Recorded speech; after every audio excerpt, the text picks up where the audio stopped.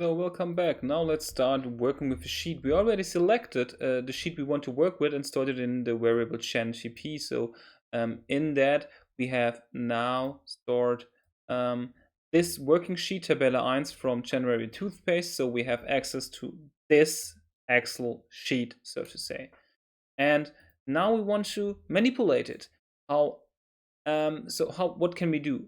Um, for example, I don't know. We would want to build the average sales numbers in January, right? So what we would need to do is build a sum of those each row and then divide it by the 19 because we have 19 rows, as you can see. We see that if we look at the Excel file, but if we want to automate it, we would need to know from Python how many rows there are, so how many lines of actually transactions we have. In all what we do now, accessing the data, working with the data, changing the data, we actually can say for just merging the files and ignoring the fact that we can do that with Python and only automating merging the files, we wouldn't need to access a column in the sheet and change it. However, it could be the case that we need to change the name in one Excel file because it is stored differently and we need to change the customer ID to just CID or whatever. Then we need to access a cell and manipulate it.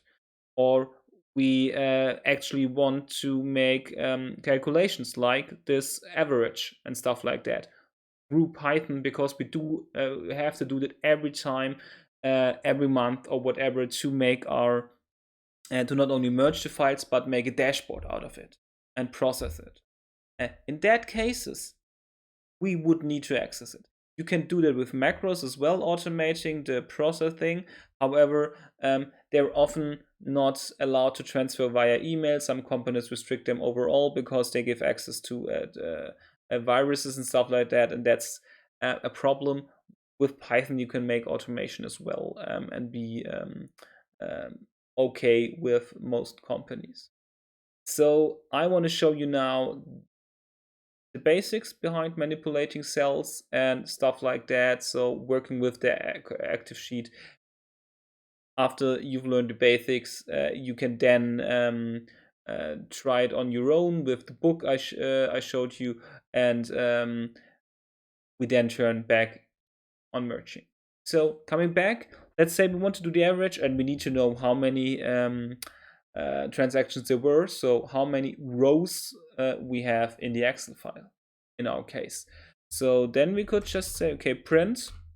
We already have a variable with our active sheet, print generate GP. And then from that, with a point we want to access stuff. And we already get suggestions. In that case, we want to know how many rows are there. So we want to know max row.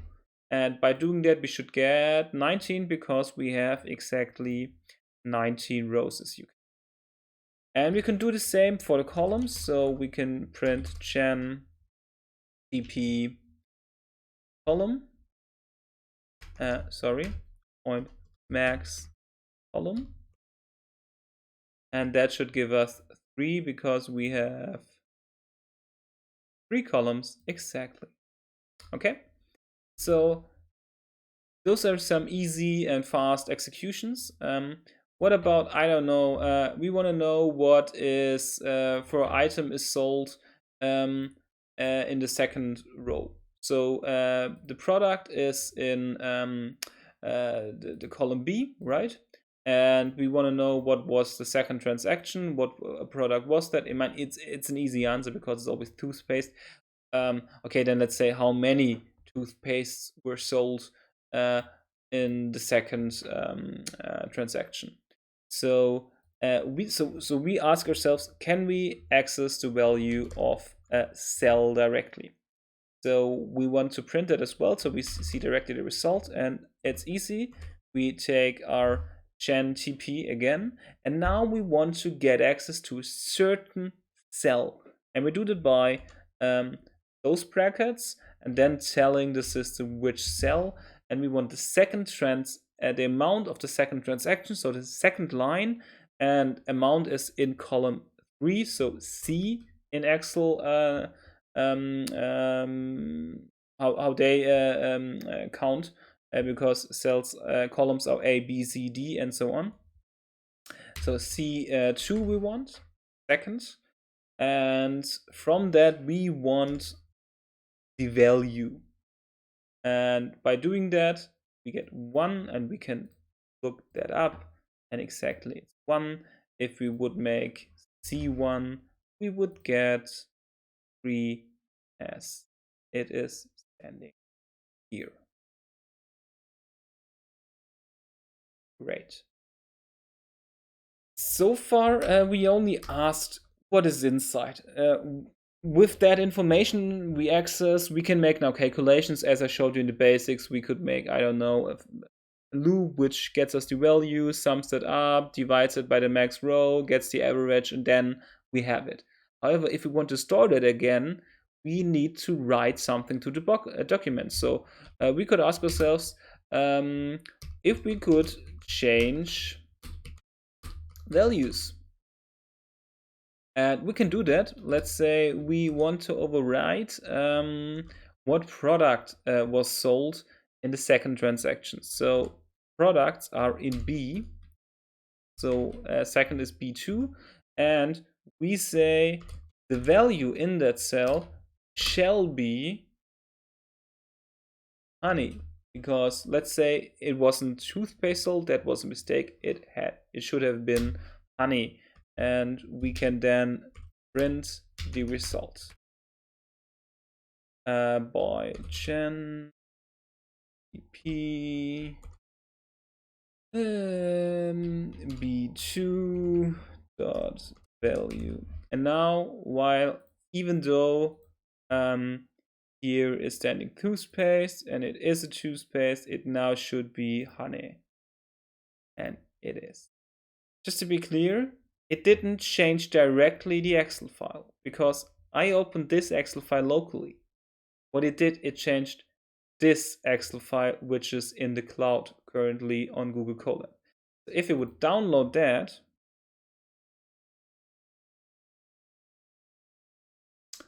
and open it, I'm not sure if I can do that because I already have opened January toothpaste.